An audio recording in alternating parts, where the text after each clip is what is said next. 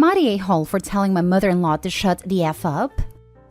I, 24 female, got married at 18 to my very first boyfriend. We got divorced when I was 19 and it was incredibly messy. He is not someone I want to be around ever again. Then I met my current husband at 20 and we got married after 2 years together. Everything is going wonderfully and we are expecting our first baby in late August/early September.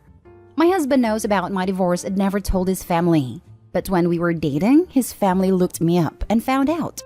Ever since then, they think I'm a gold digger and a slut. My husband defends me and we're lower contact, but since getting pregnant, we've been in contact with them again. Everything has been smooth except for comments from my mother-in-law every now and then. I had my baby shower this weekend with just my close friends and family.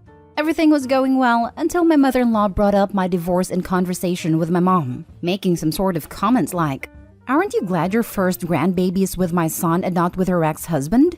My mother politely laughed and brushed it off until my mother-in-law called me over and out of the blue asked, "So tell me the truth between us ladies. Is that really my son's baby? Or are you just saying it so he'll support you? We all know how you were in the past." Everyone stared at me in disbelief. There was only 6 people there total. I looked at my mother-in-law and told her to shut the heck up and get out of my house. She told me she was just looking out for her grandbaby and I told her she didn't have one and she wasn't welcome in our lives. She left, and my sister-in-law started berating me, calling me a witch, and saying my mother-in-law had every right to question me. And I told her, if anything, I was the opposite of a cheap woman because I have only been in committed relationships. I feel like I'm going crazy. I don't understand why she said that, and I also feel like I let my pregnancy hormones get the better of me. Am I the a-hole? Now for the top comments. Not the a-hole, but I sure hope your husband is telling off both mother-in-law and sister-in-law. He is 100% on my side. Always has been. That's really good news, because I foresee a couple of decades of no contact in your future if you don't want these people polluting y'all's child. The audacity of that woman. I know my mother-in-law thought the same thing about me for a few years, and for basically the same reason. Married high school boyfriend and divorced after a year and a half with no kids. But she was decent enough to never tell me to my face. I wouldn't have known if my husband hadn't joked to me about it years later.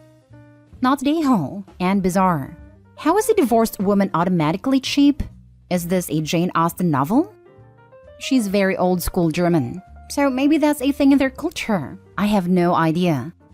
I actually know a decent number of German people or first-generation German American. None of them are like this. Well, there goes my only defense for her. Not the a-hole. You and your husband need to get in front of this immediately, together, and lay down the law. I'd seriously go no contact with people as ugly as this. That sort of poison has no place around your child, because have no doubt the snide comments won't stop around your child's innocent ears. Let your husband tell her the good news. He can deal with her. Next story. Am I the a-hole for not correcting my kids who told my ex's wife she's not their mother? I have 2 sons ages 10 and 12 with my ex. We broke up over a number of issues, one of which was Emily, a woman he had worked with for years. The 2 of them grew very close, and she was always telling me how my ex deserved better than me, that I was trying to steal his family away from him. A few times she even pretended to be his wife during work functions and my ex would laugh them off, as well as that he was really bad with money and other stuff. After we separated, he made things official with Emily, which came as no surprise to me. Emily was even more openly hostile when she realized my ex's family still liked me and would still include me. Not to mention when she realized my boys weren't super happy that she was their dad's new girlfriend. Emily actually called ex's mom a C-word for saying I was the best mom when they were all having a family dinner. My ex got a firm warning from the judge about using Emily to do exchanges of our boys and to deal with custody issues.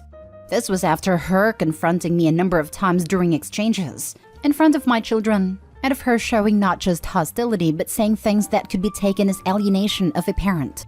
He continued to allow this, and ex was fined for breaching the judge's orders. He was told if it happened again, custody would be modified. Recently, there has been an increase in the anger towards me. Emily's unable to have children, and she wanted the boys to consider her a mom. They asked me for help, and I said nope. That Emily was not the mother of my children, and I wasn't going to encourage them to consider her one after the years of verbal mistreatment from her. The boys had an award night back at the start of June at school, and while there, Emily told the boys to get in photos with her for the school newsletter. They said no. She told them she wasn't asking. They said she wasn't their mom, so she couldn't say that. My ex scolded the boys, but I said nothing. Ex and Emily said I should have backed them up and not allowed disrespect. I told them I did not find what they said disrespectful. They have claimed I am an awful parent and I should not let my kids get away with that, and that I am teaching them to disrespect women, etc. So now I am here to find out. Am I the a-hole? Not the a-hole. They stated facts. Also hilarious that they are compliant about not showing disrespect. Does this behavior qualify going back to get the custody modified in your favor? Because honestly, your boy's mental health is going to be continuously harmed by those two a-holes. This does not qualify going back. There was no big meltdown and cussing me out, so the judge wouldn't care. I know that it varies area to area, but what is the age at which the kids can choose whether or not they want to go to their dads? I have a feeling once that age hits, that is a choice they will make. Our court system says 16, 14 in the cases of long-distance parenting. Not the a-hole. Weird how it's disrespecting women when your kids don't want to do something, but it's not disrespecting women when Emily's openly hostile to you. I guess it's different when they do it. They said no. She told them she wasn't asking. I would document that and the entire exchange and bring it to the attention of the courts. Emily sounds terrifying. Not the a-hole. Do everything you can to keep this woman away from your children. It was documented, but this is not an event the courts will care at all about. Her showing not just hostility, but saying things that could be taken as alienation of a parent. He continued to allow this, and X was fined for breaching the judge's orders. He was told if it happened again, custody would be modified. Sure seemed pretty hostile to me, and it was directed at your children. At least keep track of it because it adds to the pattern of her behavior. Would not surprise me if they attempt to punish the kids somehow for this next time your ex has his time with them. Next story is titled, Am I the a-hole for calling the cops on my fiancé's mom? It's a wild situation, but I feel like I need a fair judgment. So I've 27 male, have been dating Regan, 27 female for 2 years, and have been engaged the past 6 months. When we first started dating, I realized that Regan didn't have the closest relationship with her parents, especially her mom. But all her siblings seemed to get along. I didn't really find out why until later. So, Regan's parents are part of the lifestyle, aka swingers.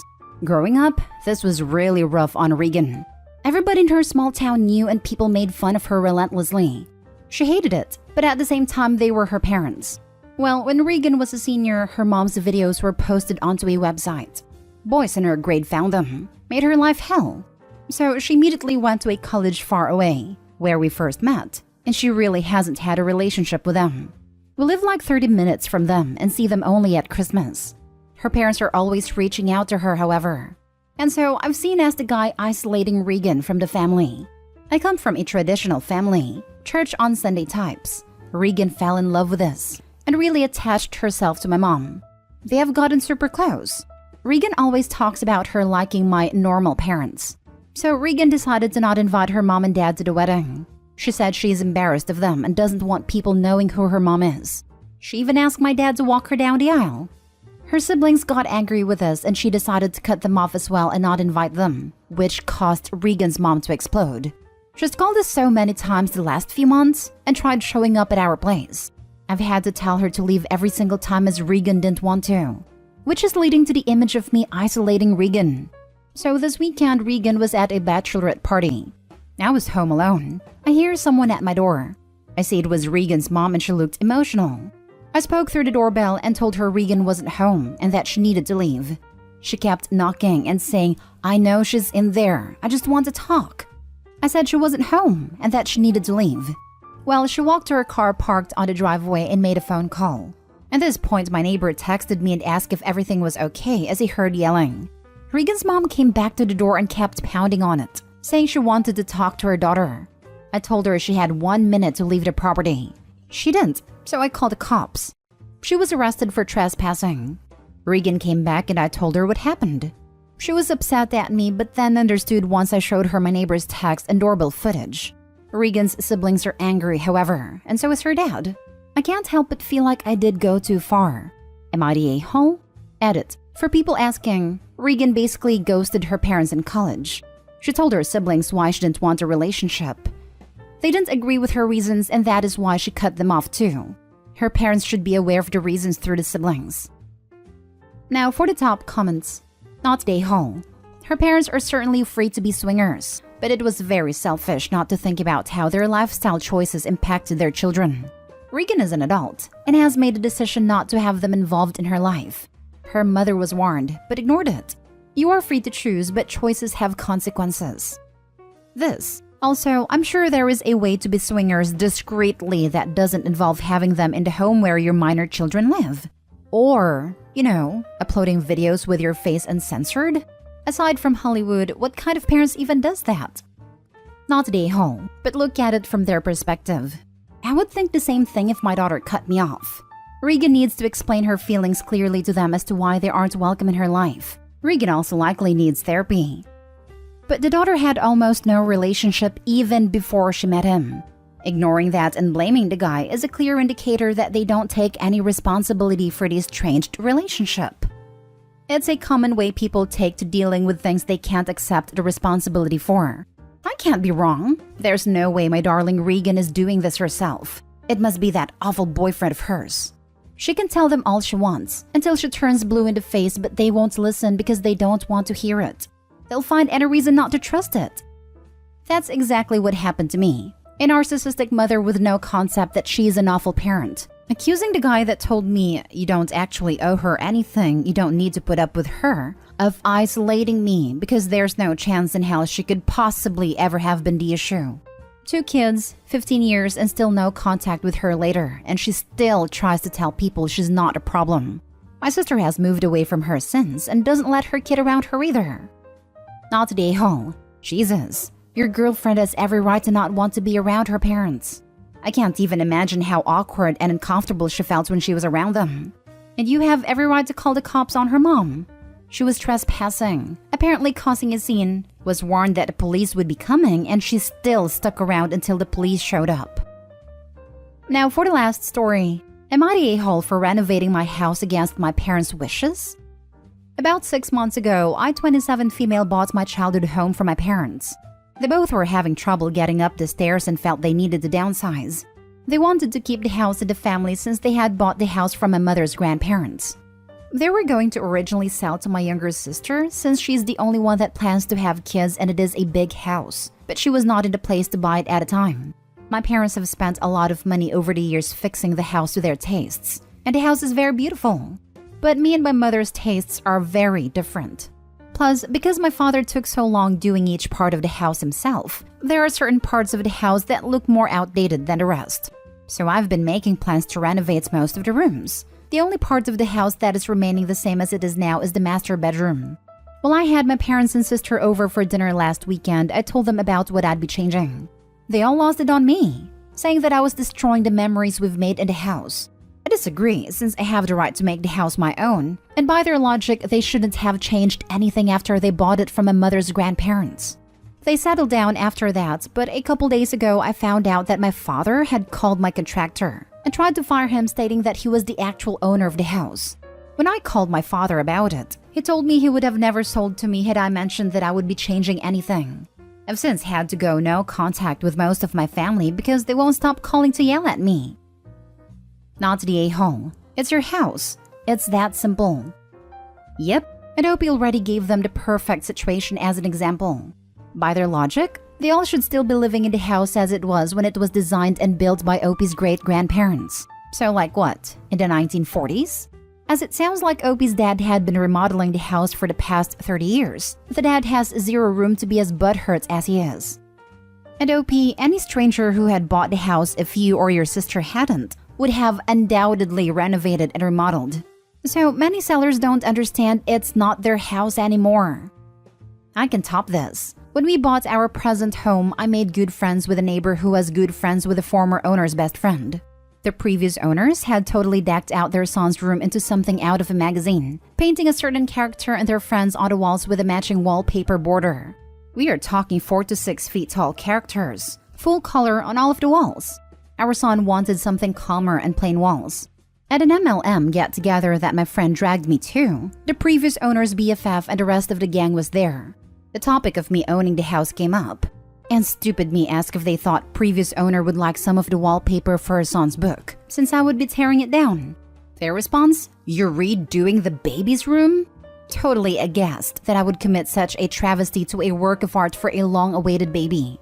My friend tried to help, pointing out that my son was a bit too old for that particular character to be the theme of his room. I never did get invited back, but after that, I did not want to go. Not today, ho. What? They expected you to live like it's 1987, 1995, 2002, 2005, 2014, and 2020 forever? Oh my god. I can just see all the renovations in 80s bedroom and master bath. Light fixtures that scream, the colors clashing. It hurts. I once toured a house that hadn't been updated in years. It was in perfect condition, but rooms unchanged since the 1980s or even earlier. One of the bedrooms had 1950s kids cowboy wallpaper like Sheriff Woody from Toy Story. I did not buy the house.